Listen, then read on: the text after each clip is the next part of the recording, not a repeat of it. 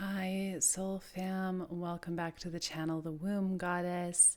If you're new here, my name is Susanna Sun. I'm here to channel messages for the highest good of all from Goddess, Spirit, and the angelic realm. These are daily updates, most days. And if you are catching it on a different day, that's totally okay because these are timeless messages. If you have specific questions or topics that you'd like me to go into during these messages, just pop them in the comments. And I will also let you know that if you comment or if you subscribe or if you like this video, then I am more easily able to tune into your specific energy and have these messages be more specific to you. Our first card today to give us a general idea of what the energies are coming for us right now is the Star in reverse, letting us know that although we've gone through a lot of healing during this time, we actually have a lot more to go still. So anything that we've been noticing that's kind of still feeling uncomfortable or still feeling like maybe there's a little bit of avoidance in ourselves towards something where we're dissociating or avoiding something, that is coming to the forefront for us to heal at this time. And that healing is available. So we might have gone through a lot of healing. I'm sure that you have in the most recent past, and now there's another layer of that ready to come for us. But it does require us to have an active participation in order to receive that healing. So that reversal of the card is letting us know that there is some sort of resistance or avoidance to that happening. The way that I perceived it initially was that we feel like there was so much healing already that maybe it's kind of complete, or maybe there's a break in the healing process, but actually there is more ready and available right now for us to step into. So yeah, let's go for it. I love that message. I love remembering that there's more healing available to us than we might have previously believed was possible for us. Let me know if you resonate with that message, if you notice yourself thinking, oh, maybe that's enough feeling for now. Or the other part of that message is this idea that the healing is a difficult experience, that it's painful perhaps, and that is an illusion. That's part of the matrix system stopping us or preventing us from going into our healing because we have this illusion that it's going to be painful, this story that healing is hard. Yeah, so that is part of the resistance to allowing that healing to happen.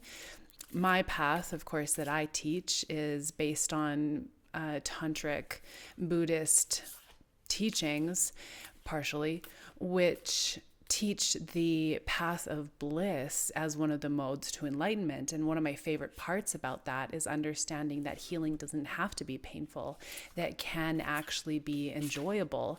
And so when people ask me questions like, how do I know which is my right path? My answer is always going to be that your path will feel good to you, and not on this superficial level, on a very deep soul heart-based level. You will find relief and peace from any of the challenges that you've been experiencing, and that's how you will know that it is meant for you as well. That's how you will know that this is lasting and meaningful healing, because you didn't have to learn it the hard way.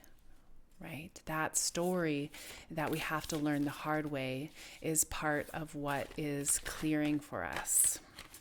All right, so from the angels, we have 11. So some mirroring here for sure.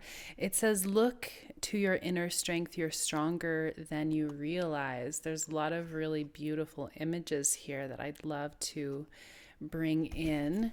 So this Wow, it's so beautiful.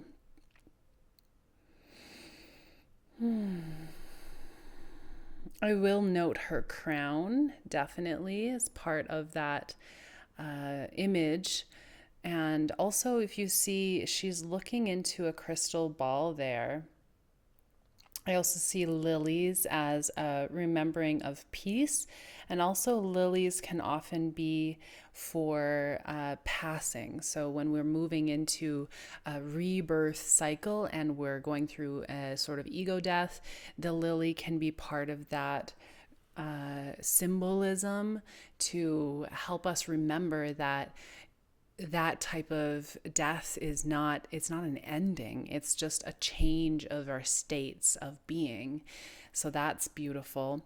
And the inner strength, we see ourselves in that crystal ball, looking at ourselves, looking at that mirror, whether that's in the people around us or just looking at ourselves from this kind of outside witnessing perspective.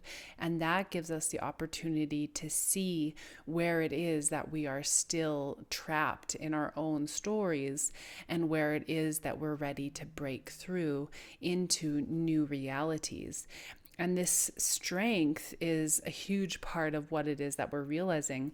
I'll also show you that that crystal ball is showing us a very free version of ourselves where, really arms open to receive, and this sort of playful, dancing, free version of ourselves.